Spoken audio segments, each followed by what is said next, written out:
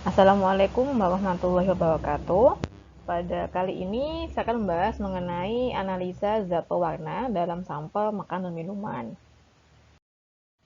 Apa disebut sebagai pewarna makanan?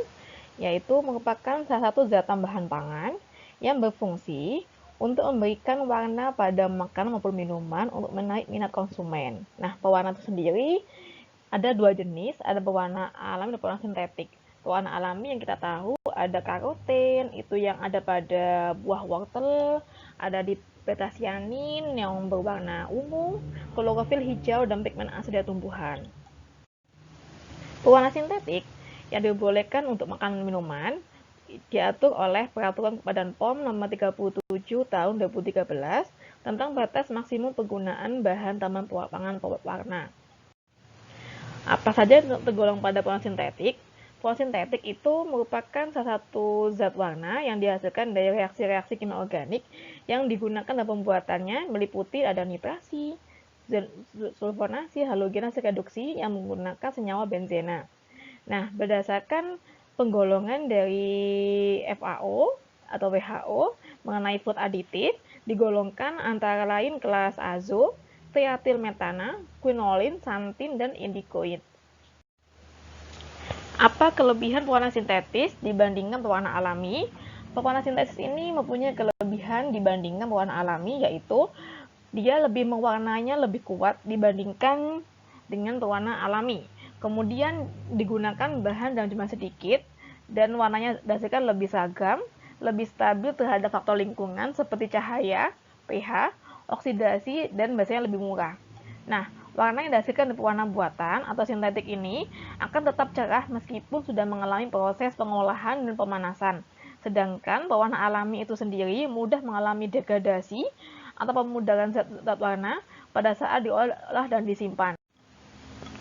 Nah, berikut ini apa kelemahannya kita menggunakan pewarna sintetis. Proses pembuatan pewarna sintetis ini biasanya melalui pembelakuan pemberian asam sulfat atau asam nitrat yang seringkali terkontaminasi oleh arsen atau logam berat lain yang bersifat racun. Pada pembuatan zat pewarna organik sebelum mencapai produk akhir harus melalui suatu senyawa antara yang kadang-kadang berbahaya dan seringkali tertinggal dalam hasil akhirnya dan terbentuk senyawa baru yang berbahaya. Nah, di sini ada aturan untuk zat pewarna yang dianggap aman ditetapkan bahwa kandungan arsen tidak boleh lebih dari 0,00014% dan timbal tidak boleh dari 0,01%, sedangkan logam lainnya tidak boleh ada. Berikut ini adalah pewarna makanan yang diizinkan. Ada tatazin, ada quinolin, dan berikutnya. Nah, kalian bisa mengetahui jenis pewarna makanan yang dalam suatu makanan itu dapat dilihat pada komposisi di kemasannya ya. Nah, ini tadi sudah dijelaskan. Jadi klasifikasi zat pewarna yang pewarna sintetis ini ada golongan azo, golongan trietilamin, golongan kinoptalon dan quinolin, golongan eritrosin, dan zat warna indigo. Nah, bagaimanakah caranya kita untuk menganalisa zat pewarna?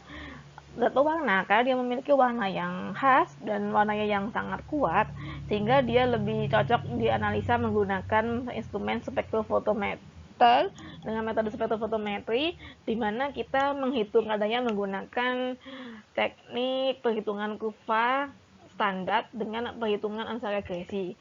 Nah, untuk perhitungan kadar dengan menggunakan kurva standar dan analisa regresi akan saya bahas pada part yang lain. Nah, kemudian ada tahap kromatografi menggunakan KLT, HBLC alias kromatografi cair, ada elektroforesis dan polarografi.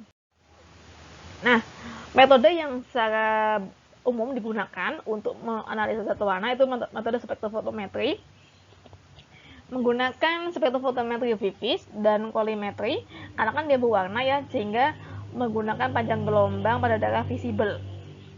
Prinsip analisanya menggunakan larutan standar, selanjutnya dihitung berdasarkan persamaan hukum Lambert-Beer.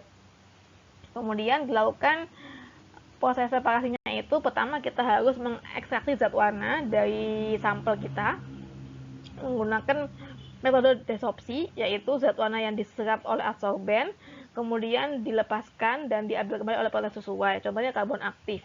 Jadi di sini misalnya kita ingin menganalisa kadar rodamin B pada sampel makanan.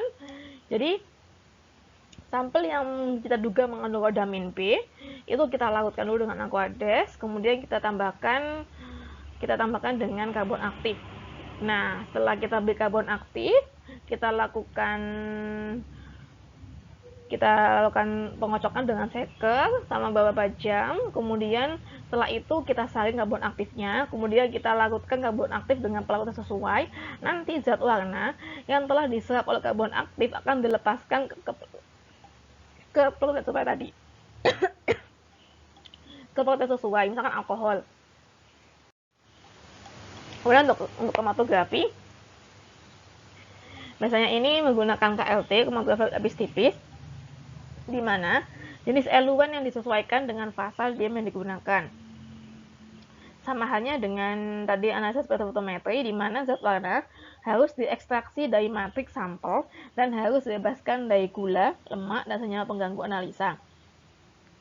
Contoh eluen yang digunakan untuk analisa zat warna dengan KLT meliputi amonia isopropanol, propanol dan air, dan asam asetat. Nah, biasanya kalau kita menggunakan KLT ini masih menggunakan cara konvensional.